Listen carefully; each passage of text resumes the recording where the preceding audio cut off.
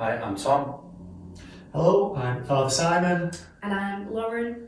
And following on from our Lenten videos, we're going to be doing 3 more for Holy Week. So we'll be doing one for Holy Thursday, Good Friday, and one for Easter Saturday and Sunday. And so today we're going to start with our first one, which is, of course, Holy Thursday. And to do that, we're going to hear now the Gospel of the Day.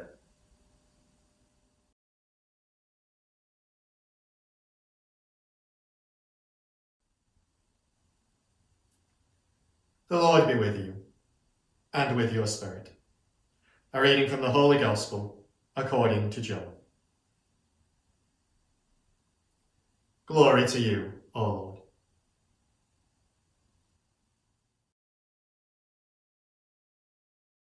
It was before the festival of the Passover, and Jesus knew that the hour had come for him to pass from this world to the Father. He had always loved those who were his in the world, but now he showed how perfect his love was. They were at supper, and the devil had already put it into the mind of Judas Iscariot, son of Simon, to betray him. Jesus knew that the Father had put everything into his hands, and that he had come from God and was returning to God. And he got up from table, removed his outer garment, and, taking a towel, wrapped it round his waist. He then poured water into a basin and began to wash the disciples' feet and to wipe them with the towel he was wearing.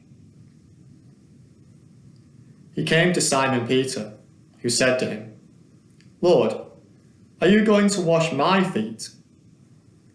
Jesus answered, "At the moment, you do not know what I am doing, but later you will understand." "Never," said Peter, "you shall never wash my feet." Jesus replied, "If I do not wash you, you can have nothing in common with me." "Then, Lord," said Simon Peter, "not only my feet, but my hands and my head as well." Jesus said, "No one who has taken a bath needs washing. He is clean all over. You too are clean, though not all of you are." He knew who was going to betray him, and that was why he said, "Though not all of you are." When he had washed their feet and put on his clothes again, he went back to the table. "Do you understand," he said, "what I have done to you? You call me Master and Lord, and rightly so, so I am. If I then, the Lord and Master, have washed your feet, you should wash each other's feet. I have given you an example, so that you may copy what I have done to you." The Gospel of the Lord. Praise to you, Lord Jesus Christ.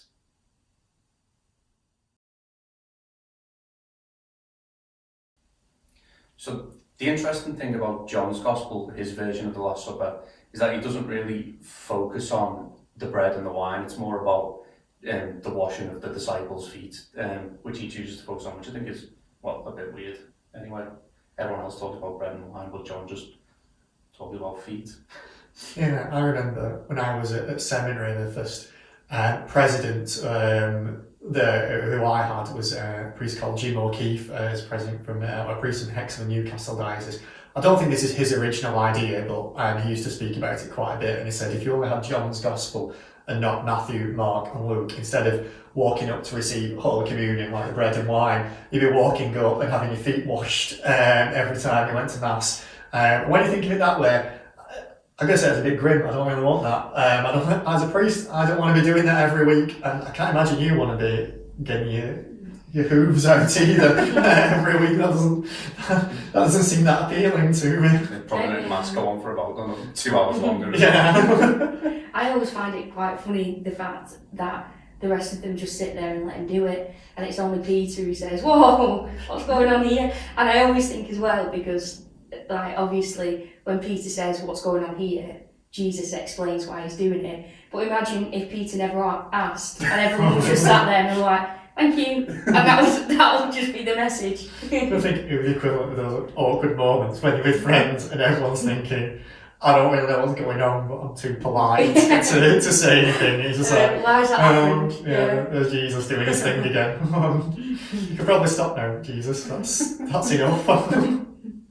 I think, but I suppose for like John, perhaps people watching this at home will know like John's gospel is all, it was a lot more, symbolic. And it's written after Matthew, Mark and Luke, so people would have been very familiar with the idea of the bread and wine by the time John's Gospel is written.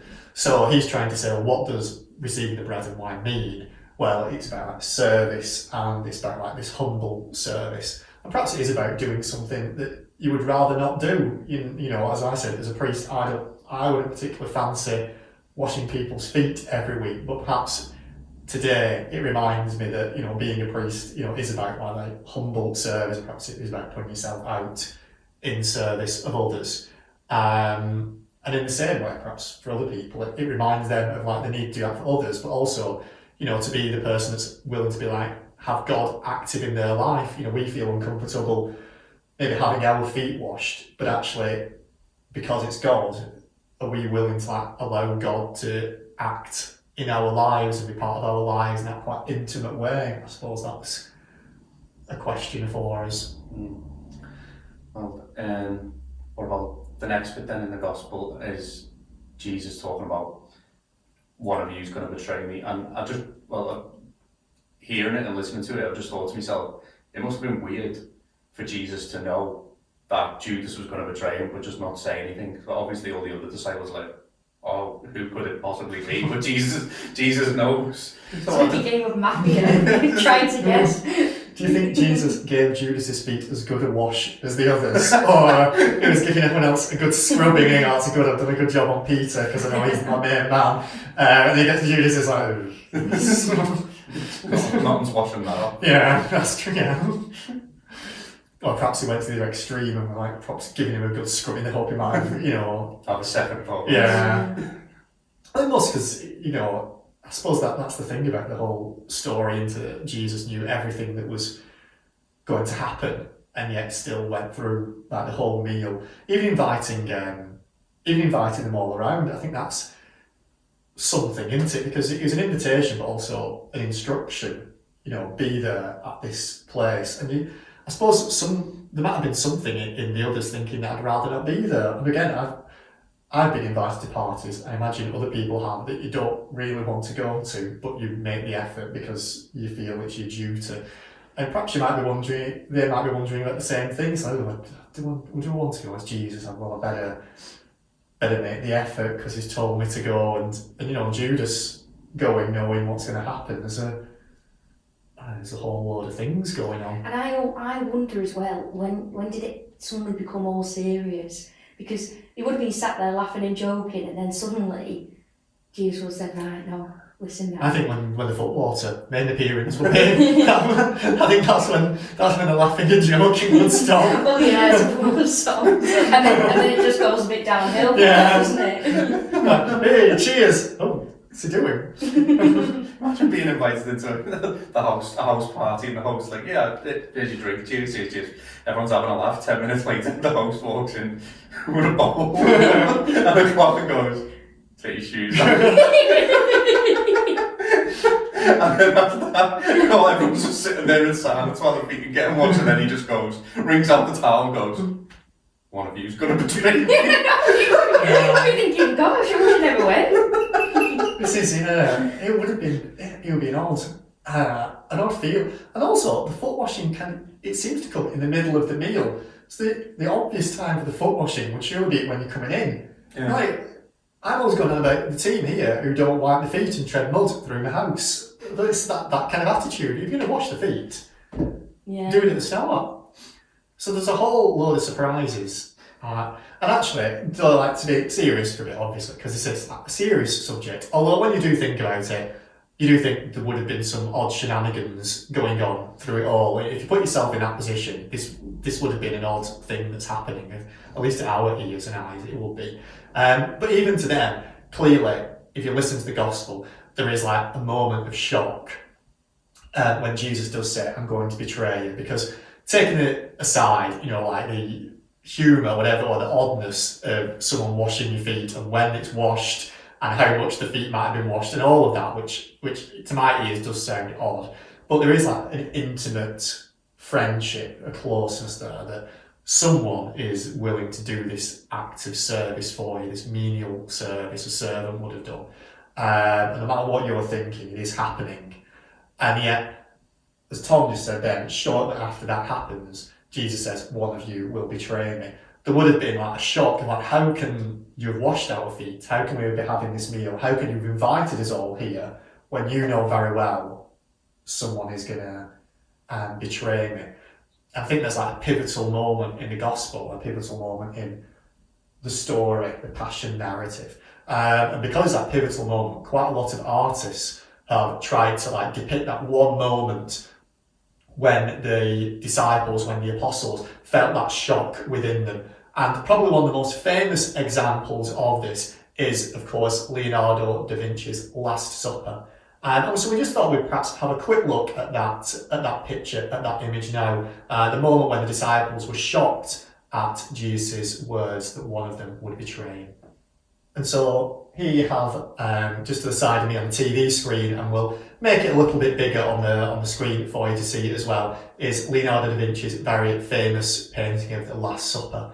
I've got to say I'm quite fortunate. I've actually seen this in real life. It's in the refectory convent, so like the refectory, like a dining room, convent of the Church of Santa Maria delle Grazie in Milan. It's quite high up on the wall. It is considered one of the great artistic depictions of anything, but particularly the Last Supper. Very, very famous depiction of that moment when Jesus speaks about his betrayal. Every time I see this painting now, it just reminds me of a joke I saw on Twitter. I don't know, a year or two ago. It was like Jesus had to book that table at a restaurant, so he walks in with his disciples and says, "Can I have a table for 26?" And the waitress says, "Well, there's only 13 of you." He says, "Yes, but we're all going to be sitting on the same side," which is a bit of an odd thing with this painting, because obviously they've got this massive table here, but they're all probably just fighting over who gets to sit next to Jesus. It's like social distancing, they all have to face the same way. You know, they can't be opposite each other in case they inhale each other's COVID aerosols or something. It's a painting for the modern times. But actually, it is. I mean, obviously, probably I would guess the main reason Leonardo da Vinci would do that way is because you don't paint the backs of people. That would be weird. But also, if you can imagine, the way I just described this is in the dining hall, the refectory of a convent in a church. It's quite high up on the wall. So as you're having your own meal, just like you're looking at this through that camera at this, it's almost as if you're joined. It's almost as if you are the people at the other side of the table. So it joins you to this moment of betrayal. It joins you to the Last Supper. So it's probably a good angle to look at this image. You know, you are the one sat across from Jesus there. You are the one at the table. So it's putting you in the position of the moment of betrayal. What would your reaction be when Jesus says, "One of you will betray me"? What would you be thinking at this moment? It's trying to bring you into the scene. And I think that's quite an interesting thought for all of us. What will we be thinking then? But I think more than that, there is quite an awful lot going on with it. And, and this isn't a Dan Brown look at this picture, which is, let's be honest here, a dubious version of art history. Probably a more realistic view of what Leonardo da Vinci was thinking about, who would have understood like the theology and spirituality of the time. He was trying to draw the viewer into this moment. So we are looking at the table from our perspective, joining Jesus and his disciples. But he's reminding us that we're also joining the divine. And he makes this point through a few different ways. You'll notice Jesus in the middle is sat with his arms outstretched slightly on the table. So if you were to look at that just as the outline, Jesus is almost like a triangle. You know, his head is the head of the triangle with his arms coming out. So you've got a triangle there. The triangle is symbolic in theology, spirituality of the divinity, or not the divinity, of divinity. For us, we think of it as the Trinity, God the Father, God the Son, God the Holy Spirit, the 3 points of the triangle. So the triangle means God in a sense. So Leonardo da Vinci is depicting Jesus as God there. But it isn't also just the 3 there. If you notice, we've also got the 4 sets of 3 apostles. We've got 3 there, 3 there, and then the other 3 at this side.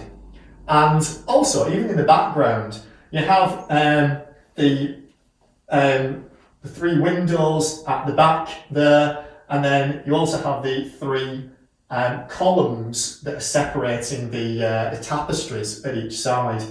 So he's got this whole series of like 3 going on, and because 500 years ago this idea of 3 was very important to depict divinity, depict God, because a triangle has the 3 sides, and that's the minimum you would need to create a geometric whole, so a geometric shape that's all joined together. But you can only have 3, that's the minimum you would need. So 3 is considered like the perfect number because it's the minimum you would need.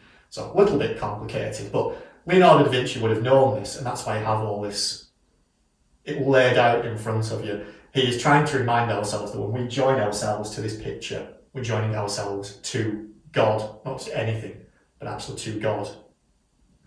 And also, if there are lots of 3s knocking around in there, there are also quite a lot of 4s as well. So you have the disciples in groups of 3, but there are 4 groups of them.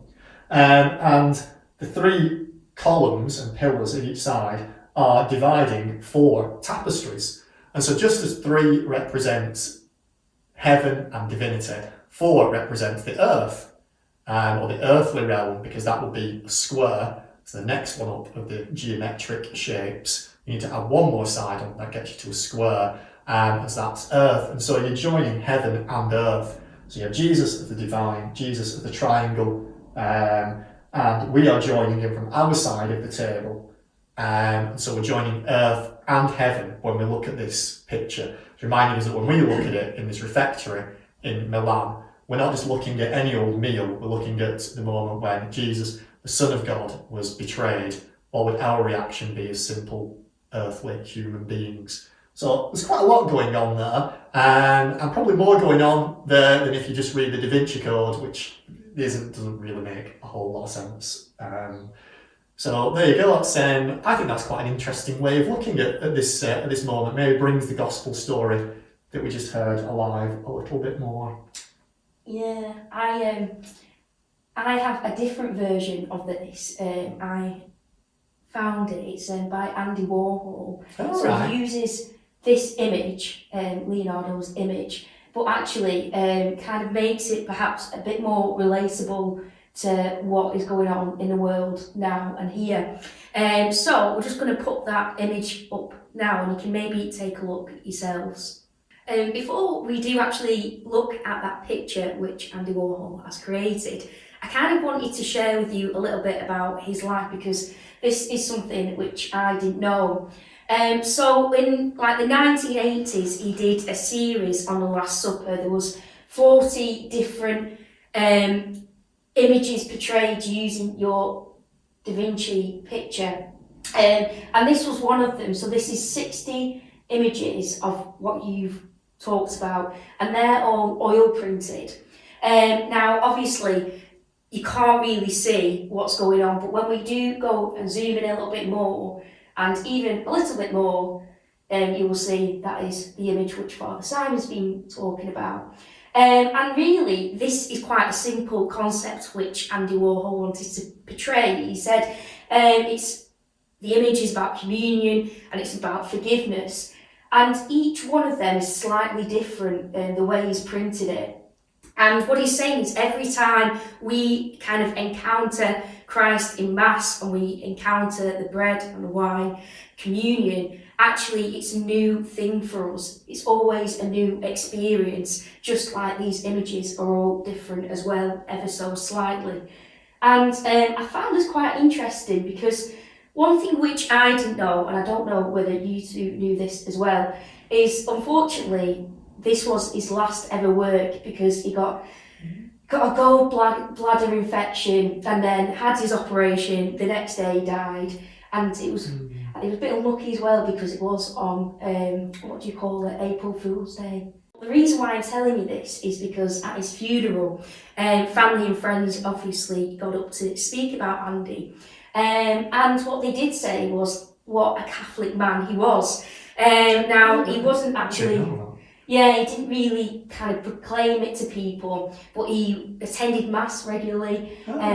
He actually helped out at a food bank as well regularly. And actually faith was really important to him. So it does I do think that's kind of important because it helps us to maybe understand this next image here.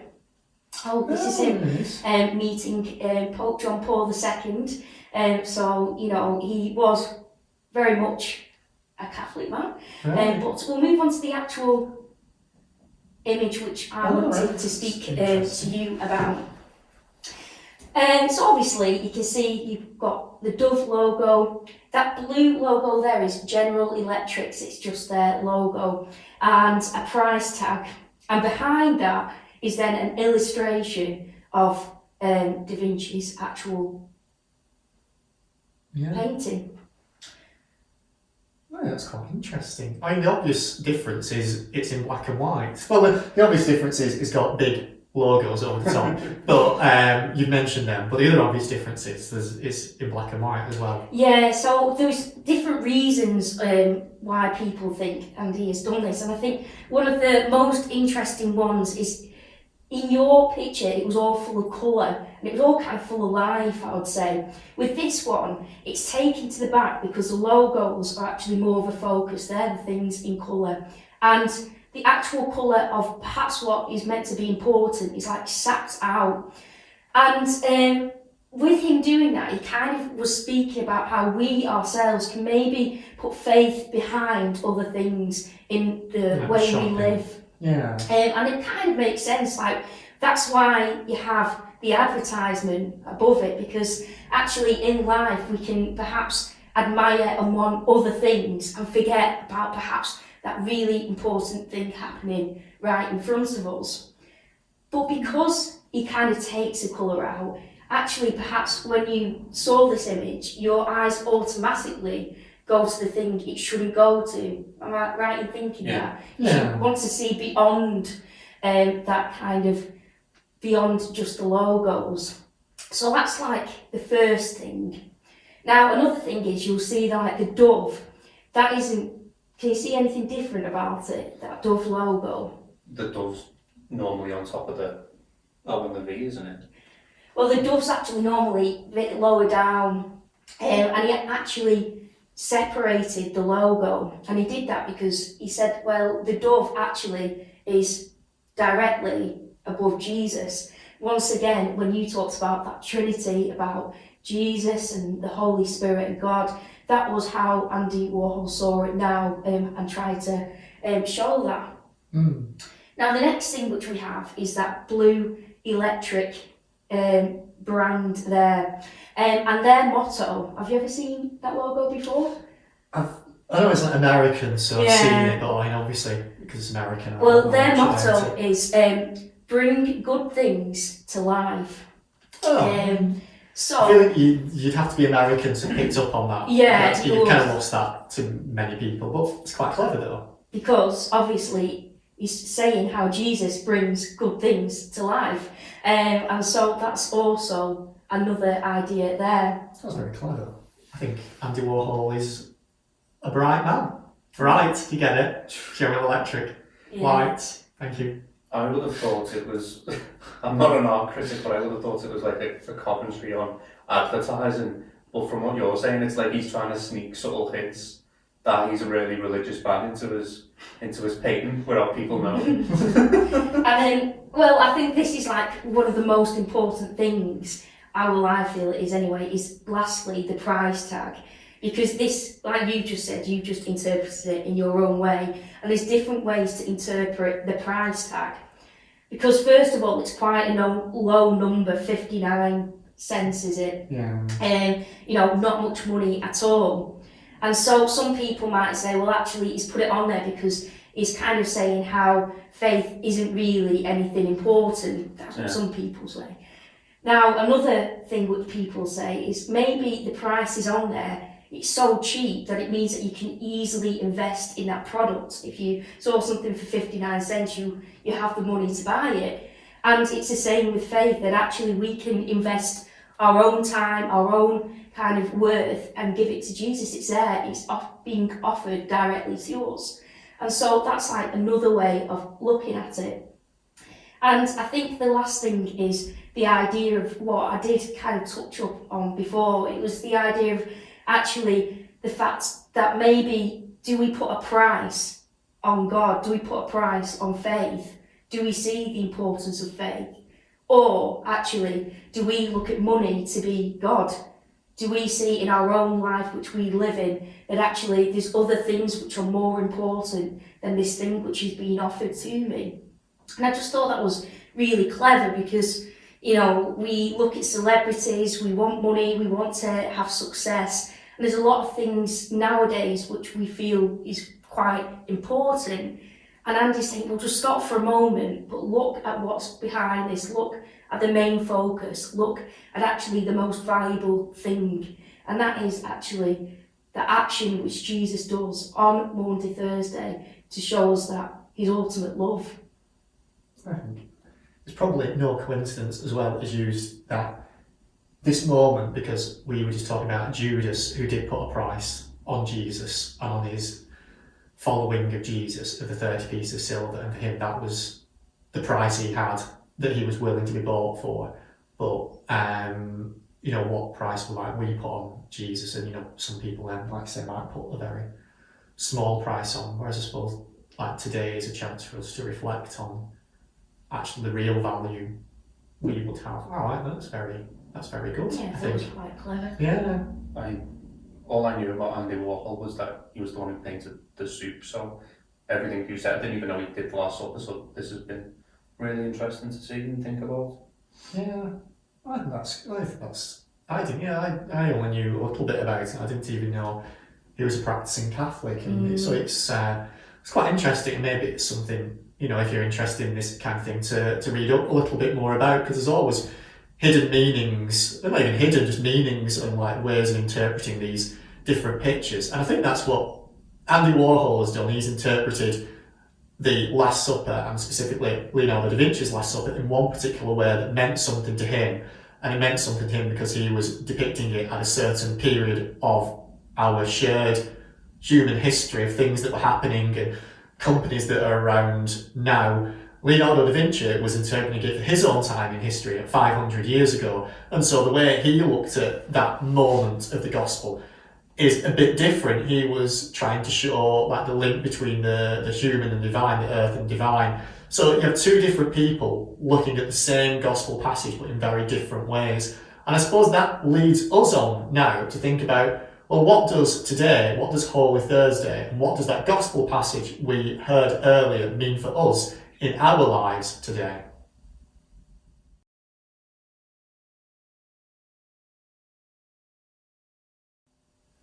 So 500 years ago, Leonardo da Vinci painted his version of the Last Supper, and you can see it on the screen behind me, and we'll try and make it a bit bigger for you watching at home there. And when he was painting that image, he was concerned with the thoughts people would have had at that time. And 500 years ago, people would have thought a bit more deeply about the place of God in the world and the individual's place in God's plan for humanity.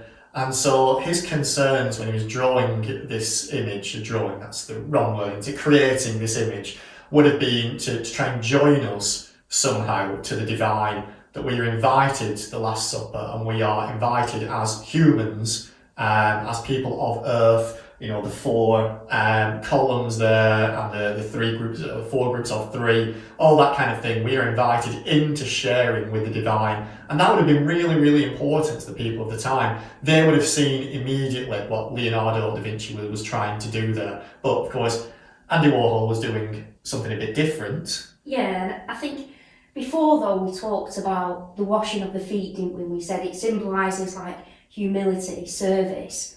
And I suppose actually when we think about all that information which we just taught about that image, it's trying to give us that message. It's saying, stop with all the questions, stop with wanting the best, stop with all this, and actually make things simple and actually be of service. This is what I'm trying to remind you of, because we do live in a world now where actually things are complicated, things aren't easy, there's questions, there's thoughts everywhere.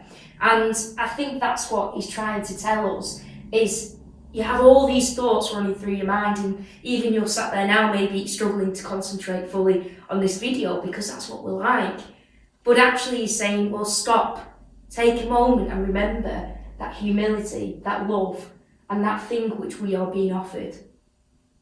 What I'm seeing with the Andy Warhol, what I've just thought, you know, like the glitz and glamour of the adverts and the price tag and everything on it, it's like, it makes me think that, you know, like nowadays, you know, we're always bombarded by adverts on YouTube or Instagram or whatever it is, and, you know, it's just fleeting, like flashes, and you're like, you can't really see anything else because of, you know, we might just see an advert, whatever. But with this painting, it's like, if you actually look beyond, you know, everyday life, you'll see that in the background we have this, you know, this like substantial thing, this faith that even though we might not be able to see it as easily, it is always there, and it's something that we can, you know, rely on and turn to, even now, as true as it was back then. I just thought then, from what you were saying, I wonder whether, because we're so used to the adverts, I know these are American, that perhaps our focus automatically goes on the thing which we never focus on, because our mind's so used to them visual images. I should have helped Andy out with this song. I think they're the interesting things about these pictures, and a lot of like good religious art, and it allows you to think a bit more about the scene and about the gospel passage that scene might have been based on. But I suppose the thing is that artist who created it, that will be specific to what they were thinking of, and especially the time period when it was created. So Leonardo da Vinci's concerns would be very different to Andy Warhol's concerns. Because this was painted, well, like 40 years or so ago, those concerns similar to what we would have now. You know, we understand adverts and the glitz and the glamour of the world around us, and like faith maybe being more in the background. But even now, though, the world has changed even since then. And so I suppose today is a chance for us, today, that Holy Thursday being, is the chance for us to think, well, what does that gospel passage that we heard right at the start mean to me? Not what it meant to Leonardo da Vinci, not what it meant to Andy Warhol, but what does it mean to me? You know, does it mean I should be of service to others? Does it mean I should allow God to be active in my life? Should I try and join God's plan more? Should I be more aware of these things that might be taking over my faith, that are there at the front rather than pushing faith into the background? I suppose that's what today is. You know, it is a time of reflection for each one of us. And so perhaps that is just something for you at home to be thinking about. We've used Leonardo da Vinci, and we've used Andy Warhol as examples of how they've reflected on their faith and how they've reflected on that pivotal moment of today, Jesus' betrayal, the Last Supper. But what does all of that mean for us? And my answer would be different to Tom's, it would be different to Lauren's, but it's something we can reflect on our own. But maybe it's just something for you to reflect on for the rest of the day today, about what does today's gospel, what does Jesus' start of his passion, the Last Supper, mean for each one of us? And we'll join you once again tomorrow to pick up on that story as the Passion narrative continues into Good Friday.